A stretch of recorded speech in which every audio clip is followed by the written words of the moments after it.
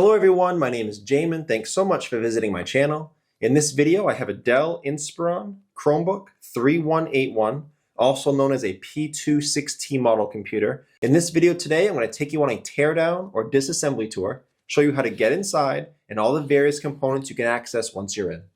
Before I get going, real quick, if you have any questions during the video, check out the FAQs below in the description. It could save you some time getting an answer. But if you do need to leave me a question or comment, I do check those a couple times a day.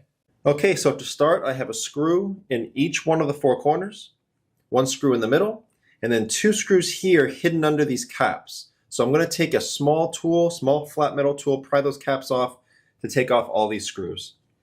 Now, as a side point, I believe this computer has, yes, I believe it has captive screws, which means they're not going to come fully out.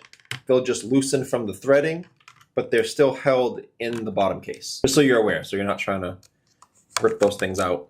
Another thing, if you notice, my computers that I work on are sitting on an anti-static mat.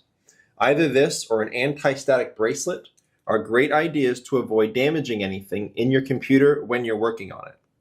If you would like any help with tools or supplies for your computer project, as well as all the replacement and upgrade parts for this specific model computer, I will have a link below in the description, also above in the video, and that'll be a link to, again, all those tools and supplies that I use in my shop, plus the replacement parts for this model computer. Okay, so after taking those up, I'm going to take out these last two screws, also captive screws, and then when all of those are up, I'm going to take my small flat metal pry tool, and I'm going to go across the seam of the bottom case and gently pry it up from the rest of the computer. Now to do this, I'm going to stick it right in there and give it a twist, and that comes up. Just go nice and slow around the computer. Don't put the pry tool too far in. You could damage some internal components. Just keep going around, and you should be able to pop all the sides up. Okay. Okay, so just pull that up. Nothing's attached to it. Set that to the side. Very dirty, apparently. I'm just going to clean this off real quick. Now, before doing anything in a computer, guys, it's always best to unplug or even remove your battery. Computers are safest to work on when as little power as possible is running through it.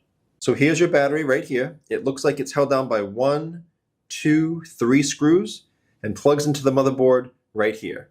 So to unplug it, I'm going to take my small flat plastic pry tool, and it looks like the white plug has 2 grips on either side.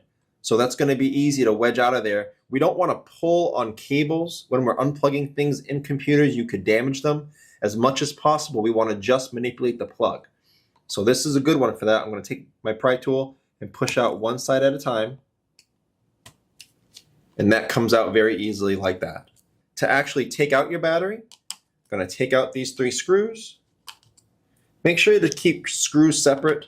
If you are doing anything in a computer, they're not all the same size, and you can damage components by putting the wrong screws in. So just a little word of caution with your computer repairs. Okay, so that should free up the battery, and it comes right out like that.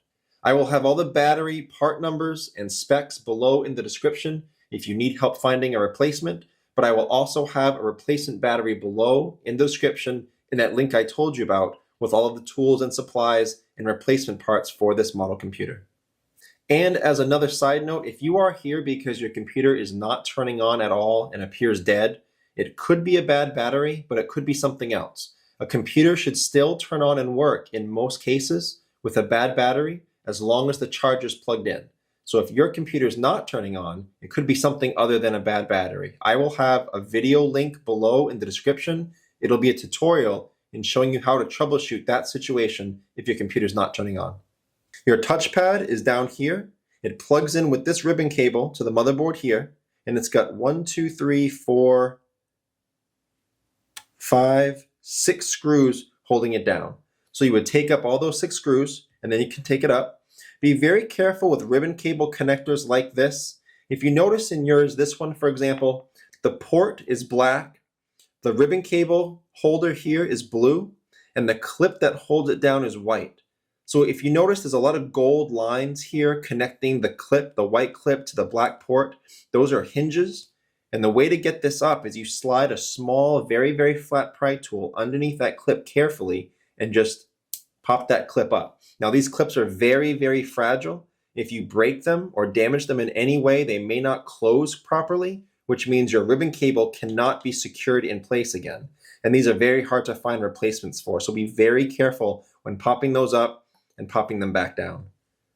So after you pull it up, you would just take your ribbon cable very gently. That was a fix down there, but you would slide it out, and then to put it back in, you would very carefully, gently slide that back under it. Make sure this black line is even and straight, and then you would push that clip back down. That may take a little bit if you're not used to it, but you will be able to get it in there. Your speakers are right here. This is the right speaker and the left speaker. It doesn't look like they're screwed down at all. They're just held in by these rubber washers over these posts for sound insulation. So you can wiggle these right off like that to get them up. The wire is run down here just so.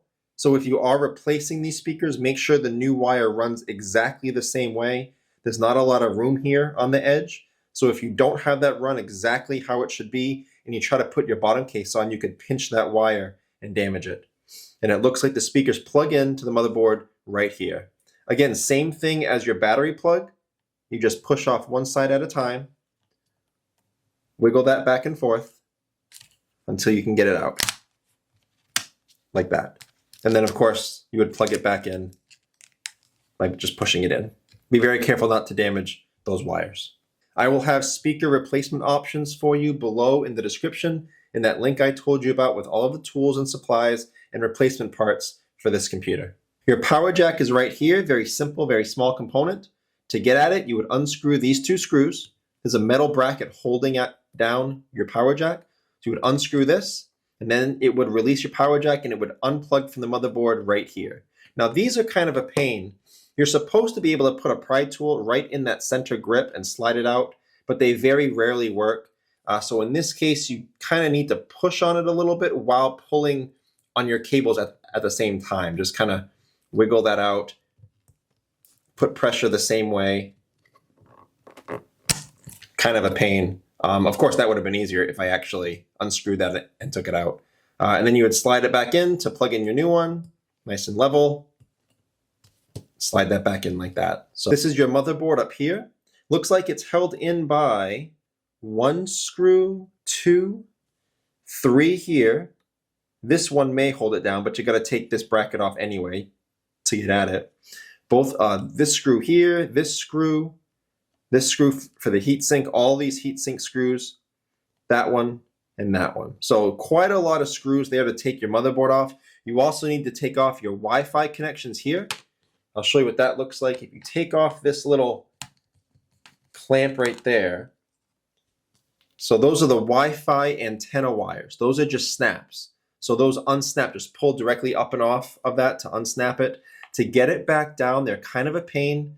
You do have to have it at a perfect 90-degree angle, and then you can push it down with your flat plastic pry tool and snap it back onto place. But those can be a pain. Don't be too frustrated if those take a long time. And then you have your ribbon cable connectors here. Be very careful with ribbon cable connectors like this. If you notice in yours, this one for example, the port is black, the ribbon cable holder here is blue, and the clip that holds it down is white. So if you notice, there's a lot of gold lines here connecting the clip, the white clip, to the black port. Those are hinges. And the way to get this up is you slide a small, very, very flat pry tool underneath that clip carefully and just pop that clip up. Now these clips are very, very fragile. If you break them or damage them in any way, they may not close properly, which means your ribbon cable cannot be secured in place again. And these are very hard to find replacements for. So be very careful when popping those up and popping them back down. So after you pull it up, you would just take your ribbon cable very gently. That was a fix down there, but you would slide it out. And then to put it back in, you would very carefully, gently slide that back under it. Make sure this black line is even and straight, and then you would push that clip back down. That may take a little bit if you're not used to it, but you will be able to get it in there. If you need any replacement motherboards or heat sinks, I will try to have replacement options for you below in the description in that link I told you about with all of the tools and supplies for this model computer. And then of course, last thing you would do is you would put your battery back in, set that down, get that plugged in, and then we would screw it down. So that's the video. That's how you would access those components. If you have any questions or comments, check out the FAQs in the description first. It could save you some time getting an answer if your answer is commonly asked. If you do need to leave me a question or comment though, please feel free. I do try to get to those a couple times a day at least. Thank you so much for watching, everyone. I look forward to seeing you on my next video.